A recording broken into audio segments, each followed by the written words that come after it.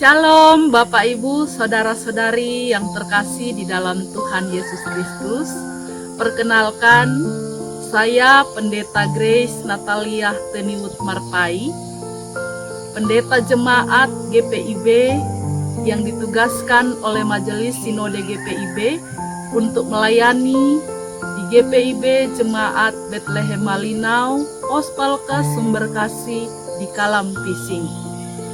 Pada saat ini perkenankan kami untuk melakukan penggalangan dana dalam rangka pembangunan gedung gereja yang baru. Oleh karena gedung gereja yang lama telah lama dan struktur bangunannya telah aus akibat seringnya terjadi bencana banjir.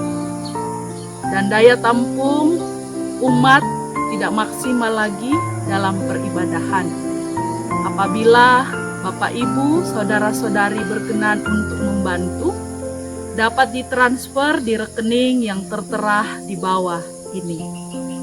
Terima kasih, Tuhan Yesus memberkati.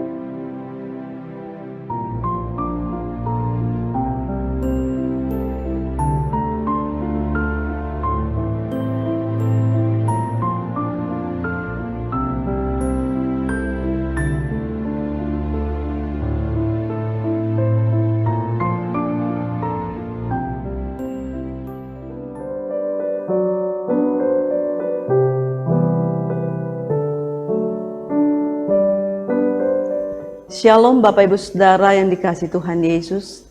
Saya Pendeta Siska Amal Klatu Putih, Ketua Majelis Jemaat GPIB Jemaat Trinitas di Kota Wisata dan sekitarnya, mengajak Bapak Ibu Saudara sekalian Jemaat GPIB untuk menghadap Tuhan di dalam ibadah malam ini.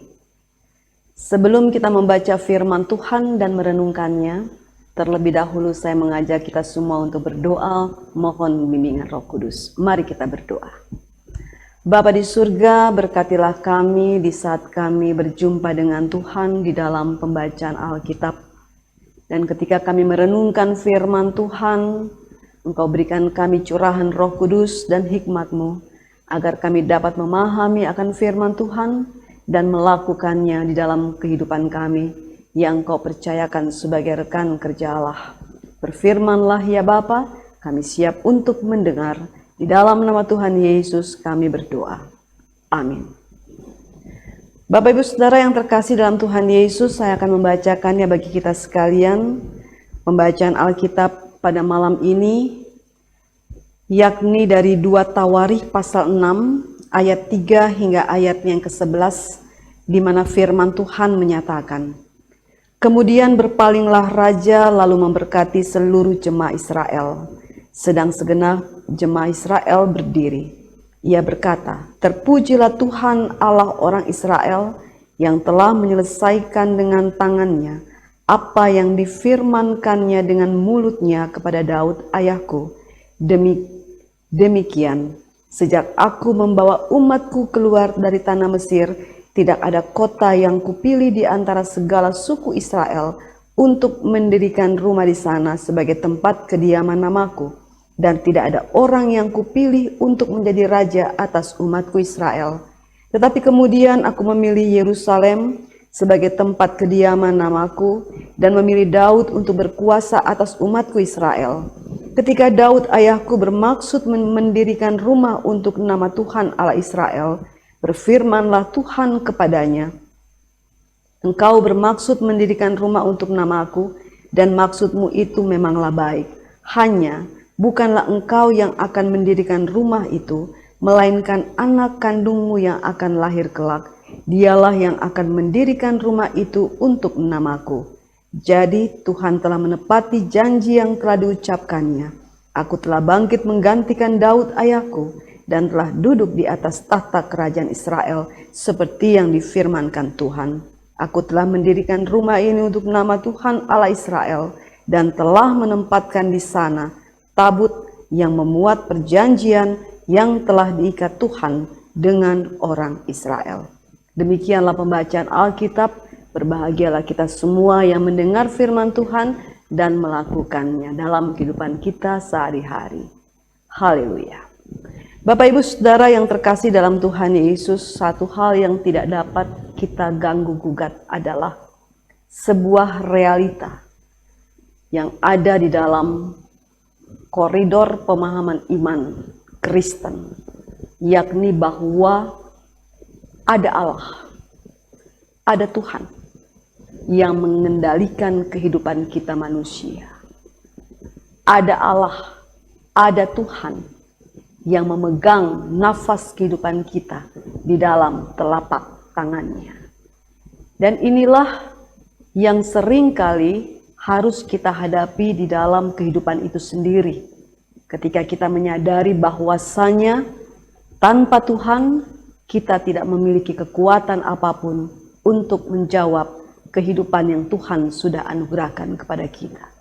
Bapak Ibu Saudara yang terkasih dalam Tuhan Yesus, namun satu hal juga yang tidak dapat kita pungkiri adalah ketika Allah menempatkan kita di dalam koridor kehidupan, ketika Allah memanggil, ketika Allah menetapkan, dan ketika Allah mengutus kita, maka Allah tidak membiarkan kita berjalan seorang diri.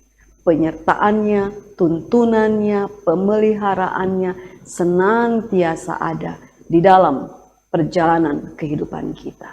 Kekuatan, kemampuan, kebisaan, hikmat Tuhan berikan agar kita yang dipanggil, yang dipilih, yang ditetapkan, dan yang diutus untuk kemuliaan nama Tuhan, kita pun dimampukan untuk dapat menjawab panggilan pengutusan Tuhan. Bapak Ibu Saudara yang terkasih dalam Tuhan Yesus, pembacaan Alkitab pada malam hari ini mengajak kita untuk melihat dan juga belajar dan sekaligus meneladani kehidupan bangsa Israel yang dipimpin oleh seorang raja yang sangat bijaksana yang Tuhan berikan hikmat kepadanya, yakni Salomo. Pembacaan Alkitab kita pada saat ini dari 2 Tawarikh pasal 6 ayat 3 sampai ayat yang ke-11 dengan judul yang diberikan Lembaga Alkitab Indonesia, Tuhan menepati janjinya kepada Daud, menceritakan bagaimana seorang Salomo yang telah dipanggil, dipilih, ditetapkan, dan diutus oleh Allah untuk menjadi raja atas umat pilihan Allah, bangsa pilihan Allah, datang pada Tuhan di dalam kerendahan hatinya. Bapak Ibu Saudara yang terkasih dalam Tuhan Yesus, kedudukan Salomo adalah seorang raja, memiliki kekuasaan dan kewenangan tertinggi di antara bangsa Israel. Tetapi apa yang kita lihat di dalam pembacaan Alkitab kita adalah seorang pribadi yang menyadari bahwa tanpa turut campur tangan Tuhan di dalam kehidupannya, maka dia walaupun seorang raja, duduk di sebuah tahta, memegang tongkat kekuasaan dengan berselimutkan kemewahan dan kemegahan, tidak akan mampu untuk menjalankan tugas tanggung jawabnya. Bapak Ibu Saudara yang terkasih dalam Tuhan Yesus, itulah ketika Salomo mengajak jemaah Israel untuk datang kepada Allah dan bersyukur kepada Tuhan yang sudah memberikan mereka sebuah kesempatan kembali menjadi bangsa pilihan Allah, menjadi wadah kemuliaan nama Allah, di mana melalui kehidupan mereka Allah itu dilihat, Allah itu dikenal, Allah itu diterima, dan bahkan Allah itu disembah. Israel adalah bangsa pilihan Allah. Dari awal zaman Allah sudah menetapkan bahwa Israel lah yang akan menjadi wadah kemuliaan nama Tuhan. yang akan menyatakan kepada setiap mereka yang ada di sekitar Israel bahwa Allah itu hidup. Allah itu bukan dewa-dewa yang dibuat oleh tangan manusia.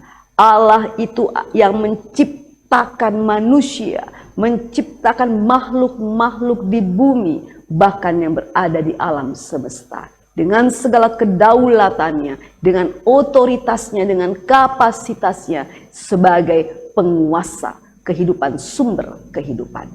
Israel dipanggil oleh Allah dalam keterbatasan sebagai manusia. Tetapi ketika Allah memanggil Israel untuk menjadi wadah kemuliaan bagi nama Allah, Allah tidak memperhitungkan akan keterbatasan yang dimiliki oleh bangsa Israel sendiri. Perjalanan Israel dari Mesir menuju tanah Kanaan, 40 tahun berada di padang gurun, sudah memperlihatkan bahwa Israel adalah bangsa yang tegar tengkuk. Allah memberikan hukuman, Allah memberikan perintah, Allah menetapkan ketetapan-ketetapan Allah dalam kehidupan Israel dan mereka melanggar. Tetapi Alkitab sendiri menyaksikan bahwa Allah membuka tangannya kembali untuk memberikan kesempatan kepada Israel agar mereka kembali mampu berdiri sebagai wadah kemuliaan nama Tuhan di atas iman, keyakinan mereka kepada Allah. Bapak Ibu Saudara yang terkasih dalam Tuhan Yesus, sejarah menceritakan lewat kitab 2 Tawarikh pasal 6 ayat 3 hingga 11 kembali memperlihatkan karya Allah yang tidak dapat digugat oleh manusia. Ketika Allah memanggil, memilih, menetapkan, dan mengutus orang-orang yang dijadikan alat oleh Tuhan untuk menyatakan kehadiran Tuhan. 3 raja dalam tubuh Israel, Saul, Daud, Salomo. Ini ketika Israel masih dikatakan Israel bersatu, belum pecah menjadi 2 kerajaan. Kita ketahui sejarah mencatat bahwa Israel yang dipimpin oleh Raja Saul mengalami kegagalan karena Saul sendiri tidak hidup di dalam Tuhan. Allah memilih Daud untuk meneruskan tugas tanggung jawab kepemimpinan bagi Israel sebagai seorang raja. Daud pun menjalani di dalam ketaatan. Namun pada satu ketika sejarah Alkitab juga mencatat Daud melakukan kesalahan di hadapan Tuhan dengan mengambil istri Uria, bahkan membunuh Uria dengan kelicikannya. Lalu kemudian kita dapatkan lagi sejarah mencatat bahwa Allah menghukum Raja Daud. Anak yang dikandung oleh istri Uria hasil hubungan dengan Daud itu mati. Dan Daud pun datang kepada Allah dalam permohonan ampunan kepada Tuhan. Allah bersedia memberikan kembali ruang pengampunan kepada Daud. Dan Allah menghadirkan Salomo untuk menjadi pengganti Daud. Salomo, Bapak Ibu Saudara, adalah raja yang boleh dikatakan istimewa. Karena satu-satunya manusia pada masa itu yang diberikan hikmat oleh Allah adalah Salomo. Dan bukan hanya hikmat, bahkan kepercayaan yang Allah berikan kepada Salomo, di mana Salomo membangun bait Allah di Yerusalem. Bait Allah, di mana melalui bait Allah umat berjumpa dengan Allah. Bait Allah simbol kehadiran Allah di tengah-tengah bangsa Israel, umat pilihan Allah. Dan kepercayaan itu diberikan kepada Salomo. Salomo yang hidup di dalam Tuhan, Salomo yang dikaruniakan hikmat, Salomo yang melakukan yang terbaik bagi Tuhan. Bapak Ibu Saudara yang terkasih dalam Tuhan Yesus, pasalnya yang ke-6 ayat 3 hingga 11 ini adalah ucapan syukur yang mau dinyatakan oleh Salomo. Dan Salomo mengajak jemaah Israel untuk datang kepada Tuhan dan bersama-sama dengan Salomo bersyukur kepada Allah. Kenapa harus bersyukur kepada Allah? Karena Salomo menyadari bahwa dia hanyalah manusia biasa, sama seperti Daud ayahnya juga adalah manusia biasa. Tetapi Alkitab sendiri menyaksikan pada malam ini melalui 2 Tawarikh 6 ayat 3 sampai ayat yang ke-11, segala tantangan yang dihadapi, segala pergumulan yang akan dihadapi, itu tidak akan pernah membuat umat binasa atau siapapun yang mau dipakai oleh Allah menjadi binasa. Karena Allah sendiri yang menyertai. Allah sendiri yang memberikan kekuatan dan kemampuan bagi setiap mereka yang dipilihnya. Bagi setiap mereka yang diperkenankan berada di dalam koridor pekerjaan Tuhan untuk menyatakan keselamatan Allah di dalam kehidupan umat manusia. Salomo contohnya, dia sendiri mengatakan bahwa benar Allah tidak berkenan bahwa Daud ayahnya yang membangun, dan Salomo lah yang diberikan kepercayaan untuk membangun bait Allah, suatu kehormatan yang diberikan Allah kepada Salomo. Tetapi Salomo mengatakan bahwa Allah menepati janjinya kepada ayahnya Daud. Artinya, walaupun bukan Daud yang membangun, tetapi Daud tetap berada di dalam perjanjian Allah dan umat manusia. Allah menempatkan Daud sebagai bagian dari rencana Allah, kehendak Allah yang tidak akan dapat dibantah oleh dunia. Bapak Ibu Saudara yang terkasih dalam Tuhan Yesus, Salomo juga mau mengajak jemaah Israel untuk melihat satu hal yang harus mereka letakkan dalam konsep kehidupan mereka. Allah adalah sumber kehidupan. Sebagaimana yang tadi sudah dikatakan, Allah itu menggenggam nafas hidup manusia. Allah yang mengendalikan kehidupan manusia, bahkan dunia ini. Untuk itu maka ketika jemaah atau bangsa Israel bergerak maju untuk menjalankan tugas dan tanggung jawab sebagai wadah kemuliaan nama Allah, maka jemaah bangsa Israel, umat Israel harus hidup di dalam Allah. Berpegang pada kekuatan Allah, mengandalkan Allah, setia dan taat pada aturan, perintah, dan hukum yang Allah berlakukan di dalam kehidupan umat. Payung hukum dalam perjanjian lama, taat berkat, tidak taat kutuk. Taat kepada Tuhan, Tuhan akan memberkati. Tidak taat kepada Tuhan, maka hukuman yang akan diberikan oleh Tuhan. Dan ketika hukuman itu jatuh dalam hidup manusia, tidak ada satu manusia pun yang bisa mengatasi hukuman Allah.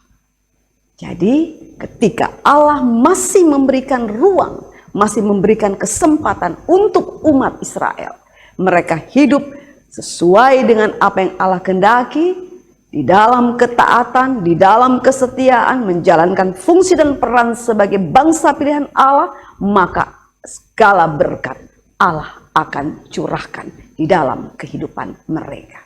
Bapak Ibu Saudara yang terkasih dalam Tuhan Yesus, kitab 2 Tawarikh ini baru diterima, baru ada dalam kehidupan bangsa Israel atau Yehuda setelah mereka keluar dari pembuangan. Setelah Raja Persia, Koreshi yang agung, membawa mereka kembali untuk masuk dalam kehidupan yang penuh dengan kemerdekaan.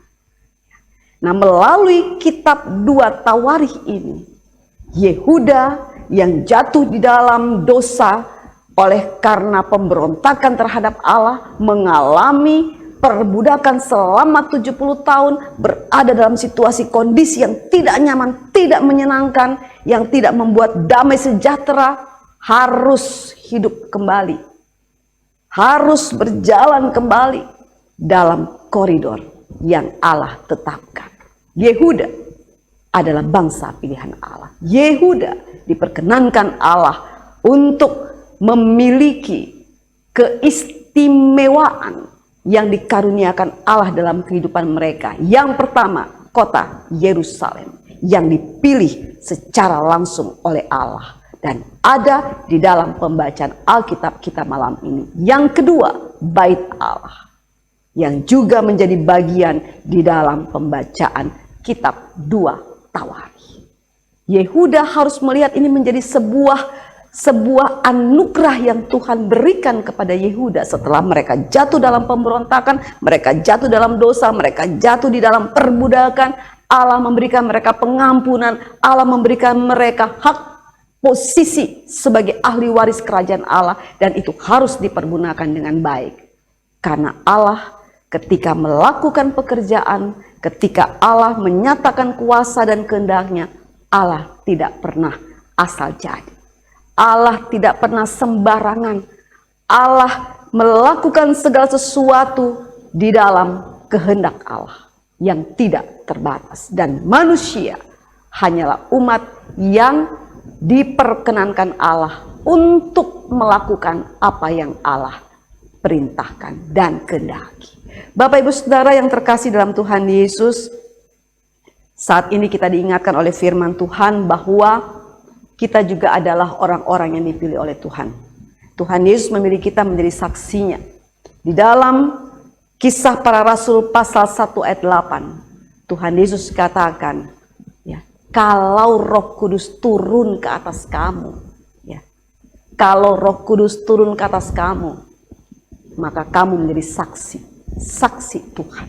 Matius 28 ayat 18 sampai 20, pergilah jadikanlah semua bangsa muridku dan baptislah mereka dalam nama Bapa, Anak dan Roh Kudus. Artinya Bapak Ibu Saudara, kita dipercayakan oleh Allah, kita diberi anugerah kepercayaan oleh Allah untuk menjadi kepanjangan tangan Allah, menjadi saksi Allah dimanapun kita berada. Allah memilih kita dalam keberdosaan, dalam keterbatasan, dalam ketidaksempurnaan. Allah tidak memperhitungkan semuanya itu. Yang Allah inginkan adalah ketika kita dipanggil, dipilih, ditetapkan dan diutus, kita bekerja untuk Allah. Kita bekerja untuk Yesus dimanapun kita berada. Di dalam kehidupan yang bagaimanapun juga. Apakah kita dalam pergumulan, ataukah kita dalam kebahagiaan, kita mengalami kesuksesan, atau kita mengalami kenyamanan, atau tidak nyaman, Tuhan menghendaki supaya kita tetap berdiri di atas iman, pengharapan, dan kasih untuk mempersembahkan yang terbaik bagi Yesus. Menjadi pekerja-pekerja Allah, menyuarakan, menggemakan kasih kuasa Allah, menghadirkan kemuliaan Allah lewat kehidupan kita. Dalam 1 Korintus pasal 3 ayatnya yang ke-16 dan 17, Rasul Paulus mengingatkan jemaat di Korintus bahwa kita ini adalah tubuh Kristus. Kita ini adalah bait Allah. Luar biasa tidak itu Bapak Ibu Saudara? Bait Allah bukan hanya ada di Yerusalem, tapi bait Allah itu juga ada dalam kehidupan orang percaya. Orang percaya itu adalah bait Allah itu sendiri yang Allah hadirkan di tengah-tengah kehidupan manusia untuk menyatakan bahwa Allah itu ada, Yesus itu ada, Yesus itu hidup, dan Yesus adalah Tuhan dan Juru Selamat. Bapak Ibu Saudara yang terkasih dalam Tuhan Yesus, ketika kita berada di dalam persekutuan gereja yang melayani dan bersaksi, jangan pernah berpikir bahwa kita ada karena kita. Kita ada karena kebiasaan kita. Kita ada karena ilmu kita, karena kekayaan kita, karena fasilitas hidup yang Tuhan percayakan kepada kita. Kita ada karena kemampuan kita, hikmat kita. Tidak. Kita ada di dalam koridor kehidupan yang Tuhan anugerahkan, kepercayaan menjadi rekan kerja. Itu semua karena pilihan Allah. Dan luar biasa mencengangkan, karena siapa kita? Sehingga kita bisa menjadi pilihan Allah, bisa menjadi alat Allah, bisa menjadi sahabat Tuhan Yesus. Siapa kita Bapak Ibu Saudara? Untuk itu Bapak Ibu Saudara yang terkasih dalam Tuhan Yesus, Marilah kita belajar seperti Salomo, dekat dengan Tuhan, mengandalkan Tuhan, berpegang pada janji Tuhan, setia dan taat melakukan tugas dan tanggung jawab, menghadirkan Tuhan Yesus dimanapun Tuhan tempatkan kita. Jadikan hidup kita, pribadi, keluarga, persekutuan gereja, wadah kemuliaan nama Tuhan. Banyak tantangan yang akan kita hadapi, sama seperti Israel, mereka mengalami banyak tantangan. Tetapi lihat apa yang Tuhan lakukan kepada mereka. Ketika mereka berada dalam ketaatan, maka Allah memberkati mereka. Tapi ketika mereka hidup dalam dosa, maka Allah akan menghukum mereka.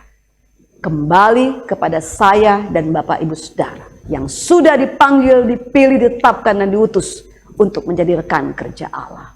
Bagaimana dan apa yang harus kita lakukan untuk hormat dan kemuliaan nama Allah. Segala tantangan tidak akan membuat kita binasa. Segala pergumulan tidak akan membuat kita binasa. Karena Tuhan Yesus sendiri akan menyertai kita dan bahkan ada di dalam kehidupan kita. Hargai apa yang sudah Allah berikan kepada kita. Hargai apa yang sudah Allah anugerahkan kepada kita dengan memberikan kita identitas yang pasti. Memberikan kita identitas yang luar biasa istimewa. Yakni sebagai pekerja Allah, sebagai sahabat-sahabat Allah. Tuhan Yesus memberkati kita semua. Amin. Mari kita berdoa. Bapa di surga, terima kasih Tuhan. Firman yang telah Engkau perdengarkan kepada kami, kiranya boleh memberikan kami motivasi untuk maju terus, melangkahkan kaki dalam menjalankan tugas dan tanggung jawab kami sebagai sahabat-sahabat Tuhan. Dalam proses pemilihan diaken penatua, Engkau memperdengarkan kami firman Tuhan yang mengingatkan akan panggilan, akan pilihan, penetapan dan pengutusan yang Kau berlakukan atas kami sebagai jemaat Tuhan. Kiranya Bapa dengan kuasa Roh Kudus-Mu saja Engkau pimpin kami untuk selalu berjalan dalam ketaatan dan kesetiaan. Menghadirkan hidup kami, menghadirkan keluarga rumah tangga kami, menghadirkan persekutuan gereja di tengah-tengah sesama kami dengan meletakkan Tuhan Yesus sebagai yang terutama. Bahwa Tuhan Yesus ada Tuhan dan sumber kehidupan yang akan memberikan kami keselamatan ketika umat manusia hidup di dalam Tuhan. Bapa di surga Allah yang baik, kami juga berdoa kiranya Bapa berkati kami sebagai gereja Tuhan agar apapun tantangan yang kami hadapi, dimanapun Engkau kuatkan kami, Engkau sertai kami dengan kuasa Roh Kudus-Mu agar kami tidak pernah takut. Tetapi dalam kerendahan hati kami tunjukkan ketaatan kami kepada Bapa dan kami melakukan yang terbaik bagi Tuhan Yesus. Berkati proses pemilihan penatua diaken dan para pekerja Tuhan di dalam wadah persekutuan gereja Protestan Indonesia bagian Barat. Dan kesemuanya boleh berjalan sesuai dengan kehendak Tuhan dimanapun Tuhan tempatkan gereja Tuhan. Ampuni Bapa kan segala dosa kesalahan kami, berkenalah mendengarkan seru doa kami, dalam nama Tuhan Yesus kami berdoa. Amin.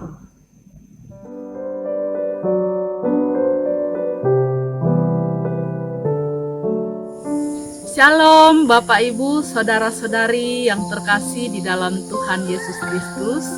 Perkenalkan, saya Pendeta Grace Natalia Teniwut Marpai, Pendeta Jemaat GPIB yang ditugaskan oleh Majelis Sinode GPIB untuk melayani di GPIB Jemaat Bethlehem Malinau, Pos Palkes Sumber Kasih di Kalam Pising.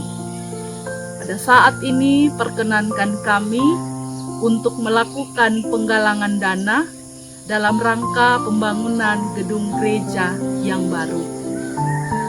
Oleh karena gedung gereja yang lama telah lama dan struktur bangunannya telah aus akibat seringnya terjadi bencana banjir. Dan daya tampung umat tidak maksimal lagi dalam peribadahan.